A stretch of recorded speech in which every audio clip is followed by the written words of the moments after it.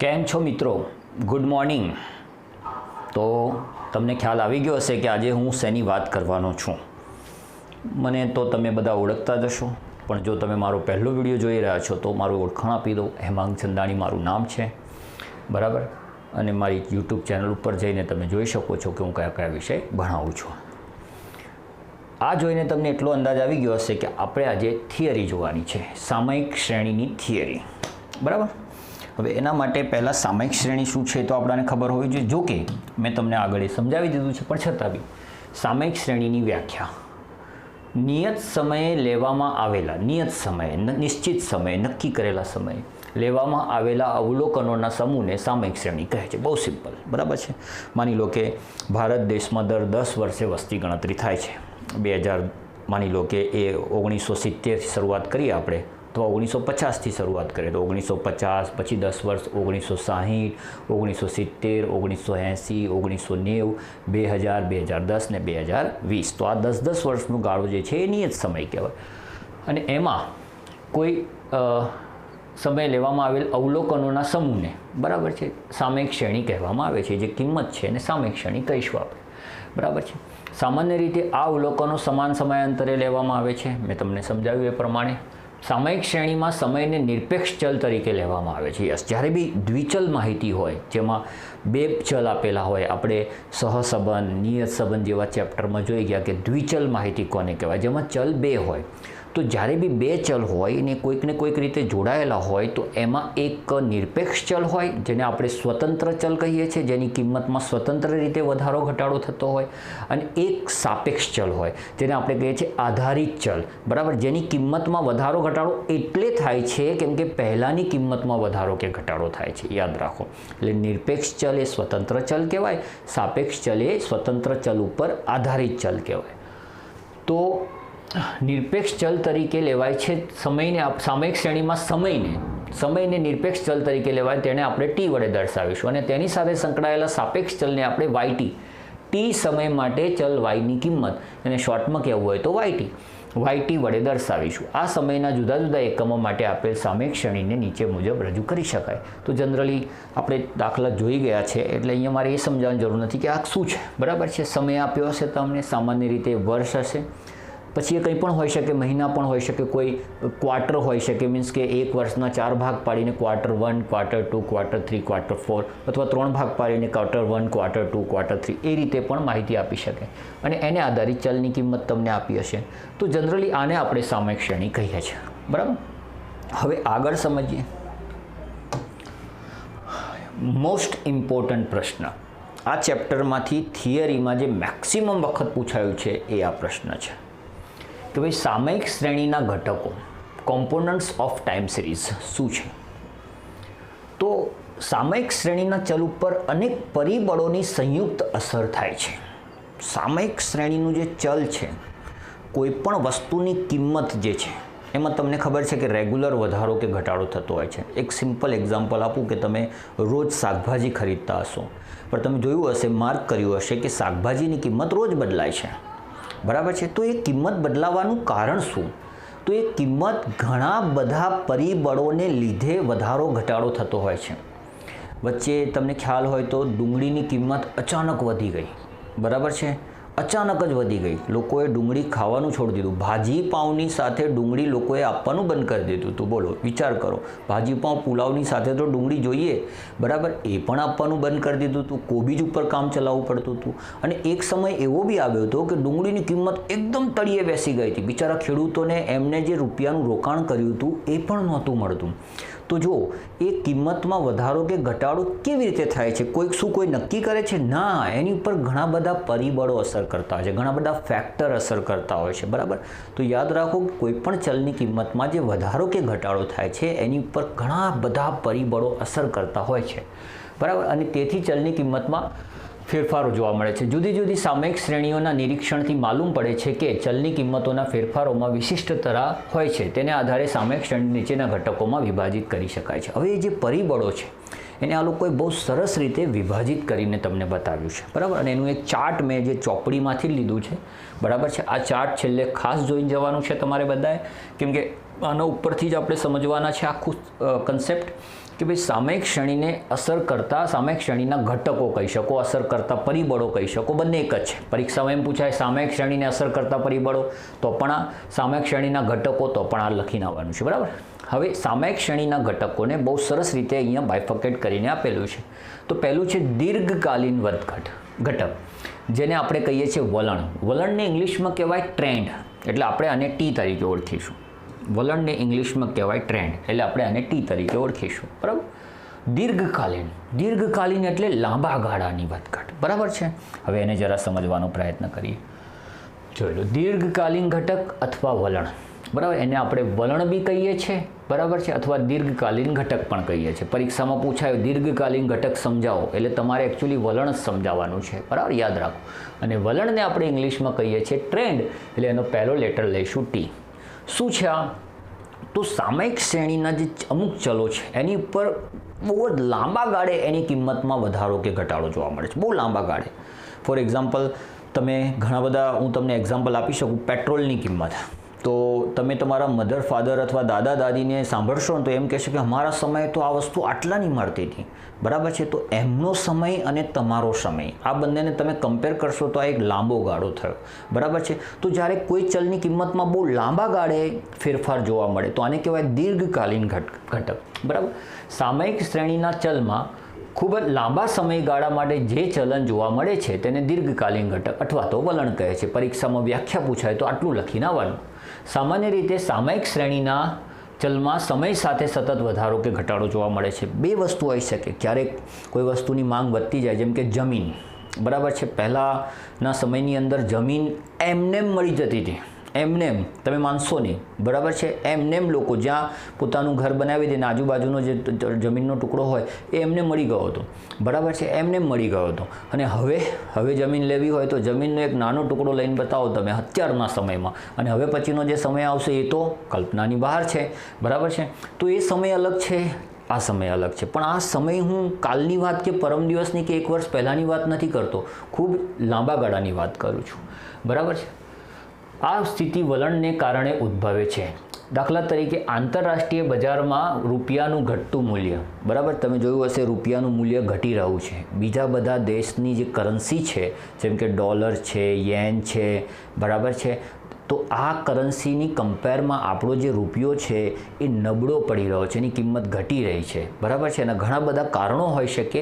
એ કારણોને જ આપણે અહીંયા બાયફર્કેટ કર્યું છે. પણ એ ઘટી રહ્યો છે, પણ એક બે દિવસમાં નથી ઘટી જતો. તમે કહો છો હા એની કિંમતમાં તો રોજ હું પેપરમાં વાંચું છું, એ સામાન્ય એક બે દિવસનો ઘટાડો છે. તમે કમ્પેર કરશો જ્યારે લાંબા ગાળાને તો તમને ખબર પડશે કે લાંબા ગાળે શું થયું, કિંમતમાં ઘટાડો. ક્યારેક વધારો બી જોવા મળશે, ક્યારેક ઘટાડો. પણ લાંબા ગાળે તમને જે ટ્રેન્ડ જોવા મળશે એ ટ્રેન્ડ છે એનો ઘટાડો, મૂલ્યમાં ઘટાડો થઈ રહ્યો છે. બરાબર. હા, પછી મોબાઈલ ફોનનો વધતો વપરાશ. યસ, શરૂઆતમાં આવ્યા ત્યારે બહુ મોંઘા હતા, હવે ધીમે ધીમે એની કિંમત ઘટતી રહી છે, ફેસિલિટી વધતી જઈ રહી છે, તો લોકોનો વપરાશ પણ વધી રહ્યો છે. જે લોકોને યુઝ કરતાં પણ નથી આવડતું એ લોકો પણ હવે મોબાઈલ તરફ વળ્યા છે. બરાબર, કેમ કે હવે નેસેસિટી બની ગઈ છે મોબાઈલ આપણી. દેશની વસ્તીનો વધારો. યસ, ભારત દેશમાં તમે જોઈ રહ્યા છો, મેં તમને હમણાં કહ્યું એ પ્રમાણે દર 10 વર્ષે વસ્તી ગણતરી થાય છે. બરાબર છે. તો દર 10 વર્ષે કોઈ વર્ષ એવું નથી આવ્યું કે એમાં ઘટાડો જોવા મળ્યો હોય. દર વર્ષે વસ્તી વધી જ રહી છે. બરાબર. મૃત્યુદરમાં થતો ઘટાડો, આ બી એક સારું કારણ. ભાઈ, મૃત્યુદરમાં આપણી હવે રહેણી કહેણી સુધરી છે, સુવિધાઓ વધી છે. બરાબર, હોસ્પિટલ સારા થઈ ગયા છે, મેડિકલ સારું થઈ ગયું છે, તો એના કારણે મૃત્યુદરમાં પણ ઘટાડો જોવા મળી રહ્યો છે. બરાબર છે. વલણમાં લાંબા સમયની વધઘટનો અભ્યાસ કરાતો હોવાથી સામયિક શ્રેણીના વચગાળાના ટૂંકા સમયની વધઘટોને પછી ધ્યાનમાં લેવાતી નથી. તમે જ્યારે લાંબા ગાળાની વધઘટ જોતા હોય તો એમાં વચ્ચે ક્યારેક વધઘટ થઈ હોય. બરાબર છે. હું તમને આલેખ દ્વારા સમજાવું તો તમને ખબર પડે. માની લો કે હું તમને આજે આલેખ બતાવું છું. બરાબર. હવે તમે આ જે જોશો, પહેલાં કિંમત અહીંયા હતી અને 10 કે 15 કે 20 વર્ષ પછી કિંમત આ થઈ ગઈ, તો એ સીધી નથી વધી, આમ સીધી નથી વધી. તમે સમજો, રેગ્યુલર એમાં વધારો નથી થયો. ક્યારેક વધારો થયો, ક્યારેક ઘટાડો થયો, ફરીથી વધારો ઘટાડો, ફરીથી વધારો ઘટાડો. પણ અલ્ટિમેટલી શું થયું, આ 20 વર્ષ પછી તો એ કિંમત વધી. બરાબર છે. હું તમને આ કહેવા માગું છું. તો આજે વચ્ચે જે વધઘટ થઈ છે એને ધ્યાનમાં નથી લેવાતી તમે જ્યારે લાંબા ગાળાની વાત કરતા હોય ત્યારે. શ્રેણીની કિંમતોમાં એકંદરે કેવા ફેરફારો થાય છે તે ધ્યાનમાં લેવામાં આવે છે. જો એ પરિબળો હેઠળ આવા ફેરફારો થતા હોય, બરાબર, તે ફેરફારોનો દર ધીમો હોય છે. ભારતમાં શિક્ષિતોની સંખ્યા વધતી જઈ રહી છે. યસ, આપણી હવે શિક્ષણ પ્રણાલી પણ સુધરી રહી છે, બરાબર છે. સ્કૂલો, કોલેજો, બરાબર છે, ગામડાઓ, દરેક ભારતના નાના નાના ગામડાઓ સુધી પણ હવે શિક્ષણ પહોંચી રહ્યું છે. અને હવે તો કદાચ આ વસ્તુ બહુ સારી રીતે પહોંચી શકશે જો આપણા દેશની અંદર ઇન્ટરનેટની સુવિધા બહુ સારી થઈ જાય. કેમ કે જો દરેક વિદ્યાર્થી હાથમાં ઇન્ટરનેટ અને સ્માર્ટફોન આવી જશે તો ઓનલાઈન એજ્યુકેશન આ વસ્તુને હજુ આગળ લઈ જશે. જે લોકો નથી ભણી શકતા, સ્કૂલે નથી જઈ શકતા, એ લોકો પણ હવે અભ્યાસ કરી શકશે, બરાબર છે. તો જેમ જેમ ટેકનોલોજી, જેમ જેમ વિકાસ થઈ રહ્યો છે, એમને આ વસ્તુમાં પણ વધારો થઈ રહ્યો છે. જોયું તમે, અમુકમાં વધારો થઈ રહ્યો છે, જ્યારે મૃત્યુદરમાં શું થઈ રહ્યો છે? ઘટાડો થઈ રહ્યો છે. પણ આ બદલાવ છેલ્લા 60-70 વર્ષમાં ધીમે ધીમે થયો છે, એકદમ નથી થઈ ગયો. યાદ રાખો, આ એવા બદલાવ નથી કે આજે ચેન્જ થયો ને કાલે એની અસર થઈ ગઈ, એવું નથી હોતું. બહુ લાંબા ગાળે એની અસર થતી હોય છે. ઓકે, સામાન્ય રીતે આવા ફેરફારોના કારણો એ સમાજમાં બદલાતી રૂઢિઓ. યસ, બરાબર છે. પહેલાં લોકો છોકરીઓને ભણવા નહોતા મોકલતા, જોકે હવે લોકો શિક્ષિત બન્યા છે, બરાબર, જાગૃત બન્યા છે, તો હવે છોકરીઓ પણ સ્કૂલે જઈ રહી છે. પહેલાંના સમયમાં છોકરીઓ સ્કૂલે જતી જ નહોતી, હવે છોકરીઓનું પ્રમાણ પણ વધી રહ્યું છે, બરાબર છે. લોકોની પસંદગી કે રુચિમાં થયેલ ફેરફારો ઉદ્યોગ ધંધામાં બદલાતી ટેકનોલોજી વગેરે હોય છે, બરાબર. ખૂબ લાંબા સમયાંતરે સામયિક શ્રેણીનું વલણ સ્પષ્ટ થાય છે. જ્યાં લાંબો સમય, આ લાંબો સમય કોને કહીશું એ સમજાવ્યું છે. પૂર્ણતઃ સાપેક્ષ બાબત છે, બરાબર છે, આધારિત બાબત છે. કોની ઉપર? તો ધારો કે ખેતીની પેદાશ કે ઔદ્યોગિક ઉત્પાદનના વલણ જાણવા માટે 10-15 વર્ષનો ગાળો. તો જો દીર્ઘકાલીન ઘટકનો સમયગાળો સામાન્ય રીતે કેટલો હોય? 10-15 વર્ષનો. પણ એવું જરૂર નથી કે બધા માટે. હવે જ્યારે ઇલેક્ટ્રોનિક ઉપકરણના વેચાણમાં 4-5 વર્ષના ગાળામાં પણ વલણ સ્પષ્ટ થાય છે, બરાબર. એટલે એવું જરૂરી નથી કે 10-15 વર્ષનો ગાળો જ પકડી રાખવો. ક્યારેક અમુક વસ્તુ માટે, એટલે તો કહ્યું છે સાપેક્ષ, આધારિત, બરાબર. જો ખેતીની ઉત્પાદન હોય તો 10-15 વર્ષનો ગાળો, ઇલેક્ટ્રોનિક ઉપકરણ હોય તો એના માટે 4-5 વર્ષનો ગાળો વલણ સ્પષ્ટ કરતું હોય છે. જે શ્રેણીમાં ઉત્તરોત્તર સતત લગભગ અચળ વધારો કે ઘટાડો થતો હોય, બરાબર, તેવા વલણને સુરેખ વલણ કહેવાય છે, જે સર્વસામાન્ય રીતે મોટાભાગની સામયિક શ્રેણીઓમાં જોવા મળે છે. પણ અર્થશાસ્ત્ર અને વાણિજ્ય વેપારમાં એવી શ્રેણી જોવા મળે છે કે જેમાં કિંમતોનો વધવાનો કે ઘટવાનો દર અચળ રહેતો નથી, ફિક્સ નથી રહેતો, બરાબર છે. અચળ એટલે ફિક્સ, બદલાય નહીં એવું. આવી શ્રેણીઓમાં શરૂઆતમાં કિંમતોનો વધવાનો દર બહુ ઓછો હોય છે અને જે ધીમે ધીમે વધતો જાય છે. અમુક સમયાંતરે શ્રેણીની કિંમતો સ્થિર થતી હોય છે અને ત્યારબાદ તે ધીમે ધીમે ઘટતી જાય છે. એટલે ગ્રાફ કંઈક આવો હોય છે, પહેલે એ વધતો જાય અને પછી એ ઘટતો જાય, બરાબર છે. તો આવી પરિસ્થિતિમાં શ્રેણીનું વલણ અસુરેખ કહેવાય. આ સુરેખ ના કહેવાય. સુરેખ એટલે એક જ રેખામાં. આપણે વિકર્ણ આકૃતિની રીતમાં શીખી ગયા. સુરેખ, બરાબર છે, સુરેખ સંબંધ. ઓકે, તો આ સુરેખ એક જ બિંદુઓ એક જ રેખા ઉપર હોય તો એને સુરેખ કહેવાય. પણ જ્યારે એક જ રેખા ઉપર ના હોય તો એને અસુરેખ કહેવાય અથવા વક્રીય છે તેમ કહેવાય છે, બરાબર. એટલે આવું નાની વસ્તુ હું એટલે સમજાવી રહ્યો છું તમને, બરાબર, કે એ તમારે યાદ રાખી લેવાની છે. ઓકે, અચ્છા, હજુ આની નીચે કંઈ છે પણ એ મને દેખાતું નથી. ઓકે, સામયિક શ્રેણીના ચલ YT-માં વલણ દર્શાવતા ઘટકને આપણે શું કહીશું? TT. T એટલે ટ્રેન્ડ અને T એટલે સમય. T સમય માટે વલણ. ઓકે, તો આટલું તમારે આની અંદર યાદ રાખવાનું હતું, દીર્ઘકાલીન. ઓકે, પછી છે મોસમી ઘટક. હવે આ મોસમી ઘટક સમજીએ પહેલાં આ ચાર્ટ સમજો. મેં તમને કહું દીર્ઘકાલીન ઘટક, લાંબા ગાળાની વધઘટ. હવે એની ઓપોઝિટ થાય અલ્પકાલીન ઘટક, ટૂંકા ગાળાની વધઘટ, બરાબર છે. હવે એ અલ્પકાલીન ઘટકને અહીંયા બે ભાગમાં વહેંચ્યું છે. એક છે નિયમિત ઘટક, એક છે નિયમિત ઘટક, બરાબર છે, અને એક છે અનિયમિત ઘટક. એટલે તમારે આ રીતે જ એને યાદ રાખવાનું છે. આ ચાર્ટ તમારે કમ્પલસરી યાદ રાખવાનો છે, બરાબર. હવે નિયમિત ઘટકમાં, બરાબર છે, પહેલું છે મોસમી ઘટક. ઓકે, એટલે જો પહેલાં તો દીર્ઘકાલીન ઘટક, એનું ઓપોઝિટ છે અલ્પકાલીન ઘટક. અલ્પકાલીનમાં બે નિયમિત અને અનિયમિત, નિયમિતમાં પાછું બે મોસમી અને ચક્રીય. એટલે અત્યારે આપણે મોસમી શીખી રહ્યા છીએ. ઓકે, આ સમજો જરા. તો યસ, મોસમી ઘટક, સિઝનલ કોમ્પોનન્ટ. હવે તમે નામ પરથી જ તમને ખબર પડી ગઈ હશે કે ભાઈ સામયિક શ્રેણીના ચલમાં ખૂબ જ ટૂંકા ગાળામાં જે લગભગ નિયમિત વધઘટો થાય છે તે મોસમી ઘટકની અસર છે. પરીક્ષામાં મોસમી ઘટક પૂછાય તો માત્ર આ વ્યાખ્યા લખીને આવી જવાની છે, બરાબર છે. તમે આ વ્યાખ્યા એટલે કેટલા માર્ક્સમાં છે એ પાછું ઇમ્પોર્ટન્ટ છે. જો 2-3 માર્ક્સમાં હોય તો આખું સમજાવવાનું છે તમારે, અને ખાલી વ્યાખ્યા પૂછાય ભાઈ મોસમી ઘટક એટલે શું, 1 માર્ક્સમાં પ્રશ્ન પૂછાય તો આટલું તમારે લખીને આવવાનું છે. સામાન્ય રીતે આ વધઘટોના પુનરાવર્તનનો ગાળો 1 વર્ષથી ઓછો હોય છે. બરાબર છે. આ વધઘટોનો અભ્યાસ કરવા માટે સામયિક શ્રેણીની ટૂંકા ગાળાની કિંમતો પણ નોંધવી જરૂરી હોય છે. જો આપેલ ચલની વાર્ષિક કિંમતો પ્રાપ્ય હોય તો તેમાંથી મોસમી ઘટક વિશેની માહિતી મેળવવી અશક્ય હોય છે. સામયિક શ્રેણીમાં મોસમી ઘટક નીચે પ્રમાણે અસર કરે છે. 2 રીતે અસર કરે છે. મોસમી ઘટકમાં પણ આ લોકોએ 2 ભાગ પાડ્યા છે. એક કુદરતી પરિબળોની અસર શું છે, તો યાદ રાખો ઋતુ, બરાબર છે, અથવા હવામાનના ફેરફારો, બરાબર છે. જેમ જેમ સિઝન બદલાય, એટલે તો અહીંયા શબ્દ લખ્યો છે સિઝનલ, બરાબર છે.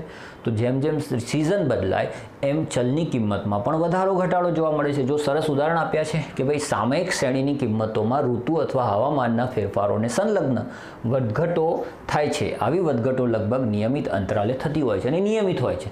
તમને ખબર છે વર્ષમાં 3 સિઝન આવે જ છે, શિયાળો, ઉનાળો અને ચોમાસું, બરાબર છે. તો એની અસર ચલની કિંમતો ઉપર કોઈક ને કોઈક રીતે ડાયરેક્ટ કે ઇનડાયરેક્ટ થતી હોય છે.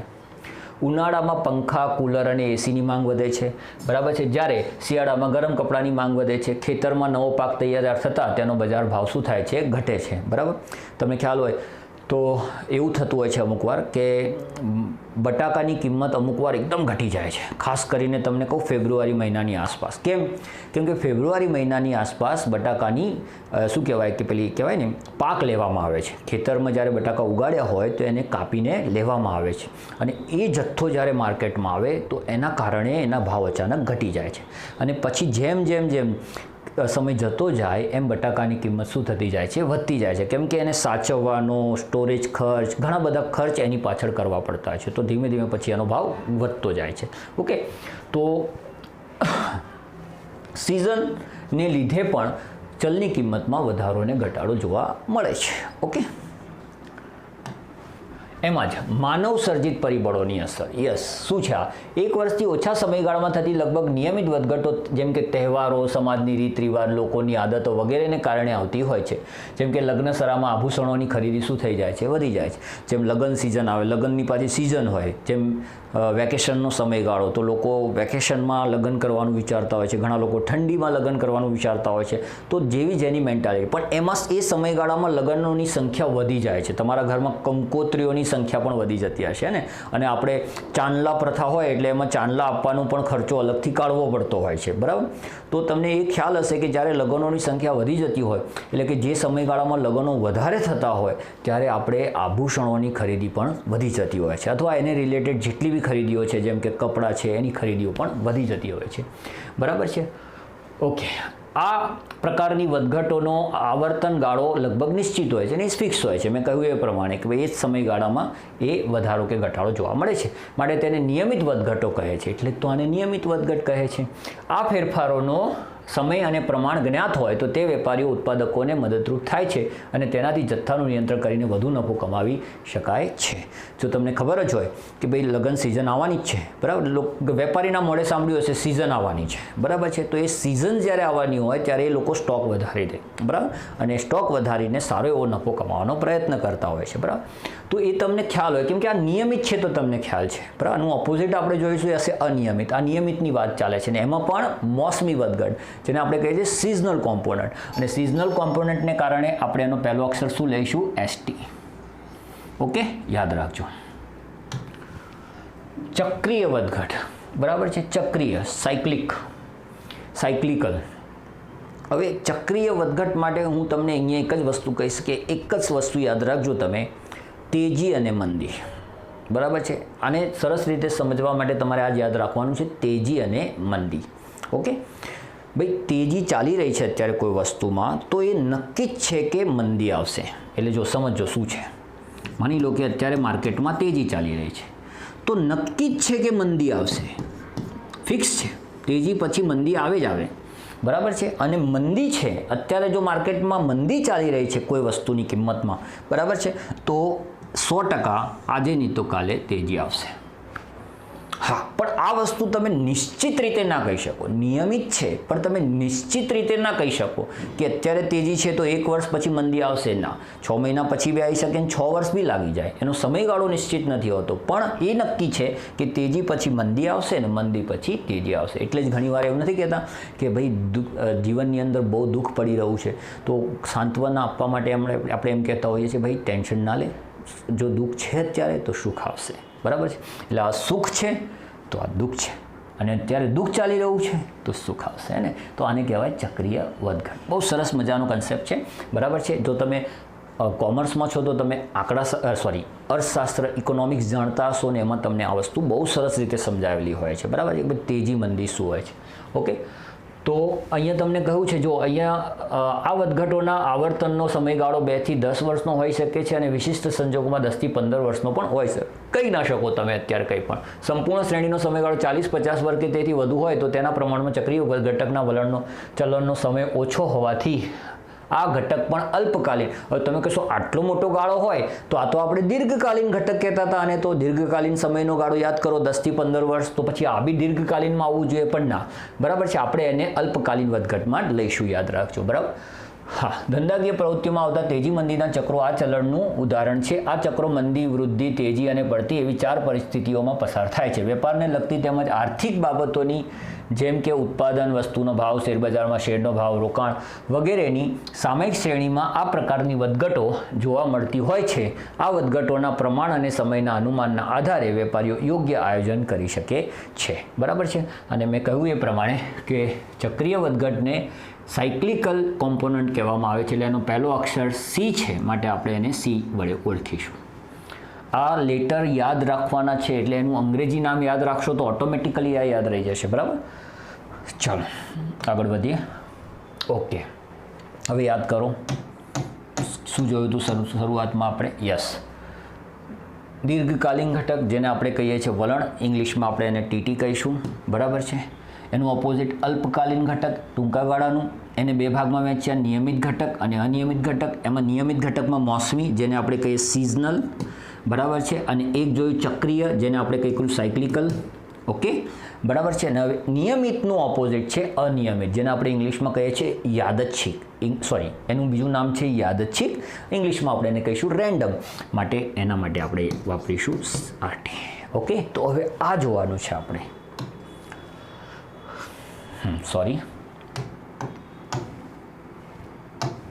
યસ, યાદચ્છિક અથવા અનિયમિત, નામથી જ ખબર પડી જાય છે. બરાબર? સામયિક શ્રેણીના ચલની અલ્પકાલીન વધઘટોમાં મોસમી અને ચક્રીય એવા લગભગ નિયમિત ઘટકો ઉપરાંત અનિયમિત અથવા યાદચ્છિક ઘટકની પણ અસર જોવા મળે છે. બરાબર છે? તો આ શું હોય છે? જે ટૂંકા ગાળાની હોય છે, સામાન્ય ટૂંકા ગાળા માટે. કોઈ આકસ્મિક કે અણધાર્યા કારણસર શ્રેણીની કિંમતો બદલાય તો તે ફેરફારોને યાદચ્છિક ચલન કહેવાય છે. આ એની વ્યાખ્યા છે, યાદ રાખવાની છે.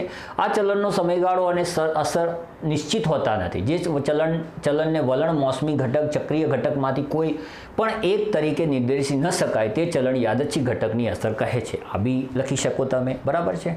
કેમ કે આમાંથી કોઈ અસર નથી કરતું, તો એવું શું અસર કર્યું? તો એ છે યાદચ્છિક અથવા તો અનિયમિત ઘટક. બરાબર? આ વધઘટો સંપૂર્ણતઃ અનપેક્ષિત, અનિયમિત રીતે આવે છે. બરાબર છે? તેની આગાહી કરી શકાતી નથી. યસ, આની આગાહી પણ ના કરી શકો તમે, ક્યારે પણ આવી જાય. બરાબર? અત્યારે મારે તમને હવે સમજાવવાની જરૂર નથી. તમે અત્યારે કોરોના કાળમાંથી પસાર થઈ રહ્યા છો અથવા તો પસાર થઈ ચૂક્યા હશો, તો તમને ખબર હશે કે કેવો સમયગાળો ગયો જે શું કહેવાય અનિશ્ચિત હતો. પહેલાંથી એની કોઈ આગાહી નહોતી કે આવવાનું જ છે. અચાનક કોઈ બીજા દેશમાં આવ્યો અને ત્યાંથી પછી પ્રસરીને બીજા ઘણા બધા દેશોમાં ફેલાયો અને આપણા દેશમાં બી આવ્યો ને જે હાહાકાર મચાયો, જે નવી નવી વસ્તુઓ આપણે જોઈને જે આપણા જીવનોમાં ચેન્જીસ આપણે જોયા. બરાબર? એ તમે સમજી શકો છો. ઓકે, તો કંઈ આ નિયમિત વસ્તુ નથી. બરાબર? અનિયમિત વસ્તુ છે. ઓકે, અચ્છા, હવે આ જે અનિયમિત વસ્તુ છે, આ ચલન ભૂકંપ, પૂર જેવી કુદરતી આપત્તિઓ અથવા યુદ્ધ, હડતાલ જેવી રાજકીય ઉથલપાથલ જેવી માનવસર્જિત સમસ્યાઓને લીધે થાય છે. બરાબર છે? હવે આ જે કોરોના છે માનવસર્જિત છે કે કુદરતી, એ કહેવું અઘરું છે, હજુ સુધી એ શોધાયું નથી. પણ ટૂંકમાં છે અનિયમિત વધઘટ. બરાબર? અનિયમિત ઘટક છે. આ ઘટકને લીધે અનુમાનિત કિંમતમાં તૂટી આવી શકે છે. બરાબર? આ ઘટકને આપણે RT, મેં હમણાં તમને કહીએ છીએ. બરાબર? તો RT કહીએ છીએ. ઓકે, તો જો આ પ્રશ્ન ખૂબ જ મહત્ત્વનો હતો અને એના જેટલા બી ઘટક હતા એ બધાના અંગ્રેજી નામ યાદ રાખવાનું, પહેલો લેટર યાદ રાખવાનો છે. હવે જરા સમજો કેમ મેં યાદ રખાવડાવ્યું. સમય ટી પર આધારિત સામયિક શ્રેણીના ચલ yt, આપણો સામયિક શ્રેણીનો ચલ કોણ છે? yt ની કિંમત પર વલણ, મોસમી ઘટક, ચક્રીય ઘટક અને યાદચ્છિક ઘટકના સંયુક્ત અસરથી નિશ્ચિત થાય છે.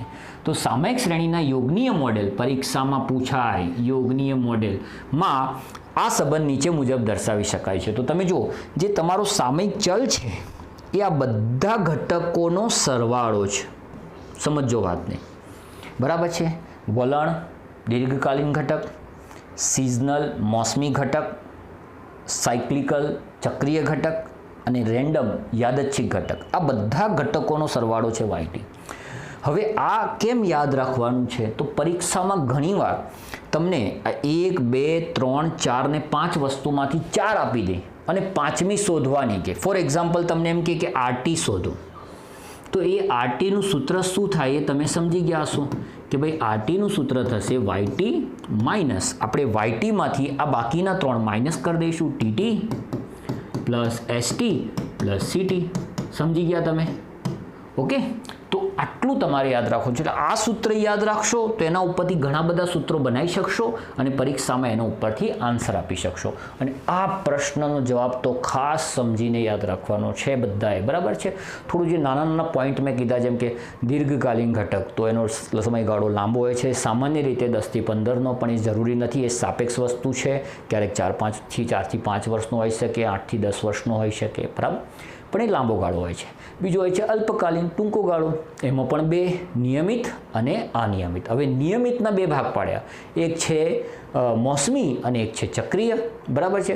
મોસમી એટલે સિઝનલ, તમને ખ્યાલ છે જેમ સિઝન બદલાય એ પ્રમાણે ચલની કિંમતમાં પણ વધારો ઘટાડો જોવા મળે છે, બરાબર છે. અને ચક્રીય માટે યાદ રાખો તેજી મંદી, ઓકે. અને છેલ્લે છે અનિયમિત, જે કુદરતી અને કૃત્રિમ આફતોને લીધે ચલની કિંમતમાં વધારો ઘટાડો થાય છે.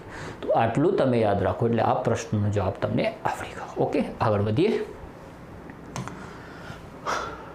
સામયિક શ્રેણીનું મહત્વ પૂછાઈ શકે, યાદ રાખવામાં શું વાંધો છે?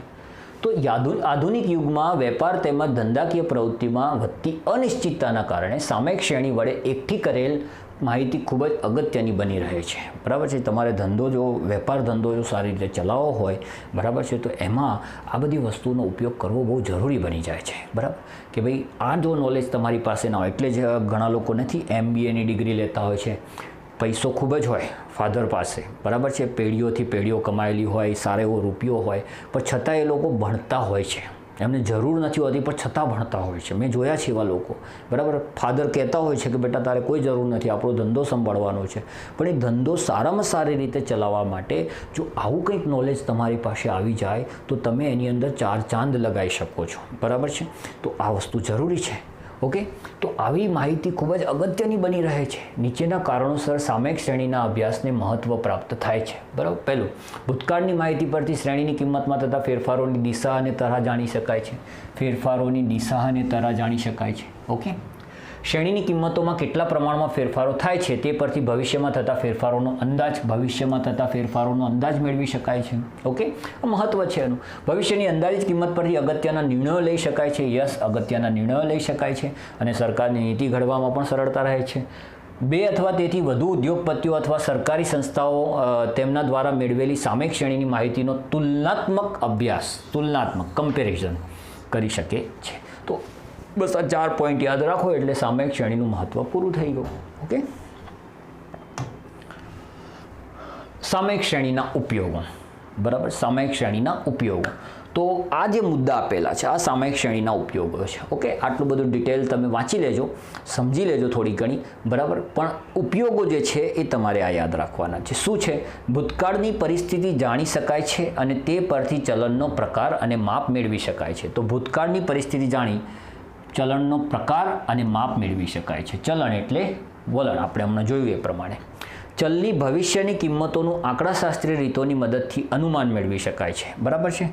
ચલની ભવિષ્યની કિંમતોનું અનુમાન મેળવી શકાય છે. ઓકે, મહત્વ અને ઉપયોગ બંને એક જ હોય, કેમ કે મહત્વને ધ્યાનમાં રાખીને જ ઉપયોગો બનતા હોય, એટલે તમને બંનેમાં સિમિલારિટી જોવા મળશે. મેળવેલ અનુમાનિત કિંમતના આધારે ભવિષ્ય માટે યોગ્ય નિર્ણયો લઈ શકાય છે. ભવિષ્ય માટે યોગ્ય નિર્ણયો તેમજ કાર્યોનું આયોજન પણ કરી શકાય છે. જુદા જુદા સ્થળે અથવા સમયે આપેલ ચલમાં થતા ફેરફારોનું તુલનાત્મક અભ્યાસ. જો એવું નથી લાગતું કે આપણે મહત્વમાં આ જ વસ્તુ જોઈ ગયા. યસ, બરાબર. ભૂતકાળની કિંમતો પરથી મેળવેલ અનુમાનિત કિંમતો અને વર્તમાન કિંમતોની તુલના કરીને જો કોઈ તફાવત જણાય તો તેના કારણો શોધી શકાય છે. બરાબર છે. તો બસ આટલા તમારે યાદ રાખવાના છે. ઓકે, આટલું તમારે યાદ રાખવાનું છે. બસ આમાં થિયરી પૂરી થઈ ગઈ. હવે આમાં જે પહેલો પ્રશ્ન હતો એ ખૂબ જ મહત્ત્વનો. બરાબર છે. પહેલું જ આપણે જોઈ ગયા, ચાર્ટ જોઈ ગયા આપણે, બહુ જ મહત્ત્વનો છે. જે ખાસ કરવાનું છે એ આવશે ને આવશે કોઈક ને કોઈક રીતે. બરાબર છે. એટલે ખાસ કરીને જજો. બાકી ઉપયોગો અને મહત્ત્વ તો બંને એકવાર વાંચશો તો તમને યાદ રહી જશે. ઓકે, તો હવે આના પછીના વિડીયોમાં આપણે, બરાબર છે, આનો છેલ્લો ટોપિક, બરાબર, છેલ્લો ટોપિક આલેખ, બરાબર છે, એ શીખવાના છે. અને એ આપણે પૂરા કરીએ એટલે અહીંયા આપણું ચેપ્ટર પૂરું થઈ જશે. તો મળીએ છીએ આના પછીના વિડીયોમાં.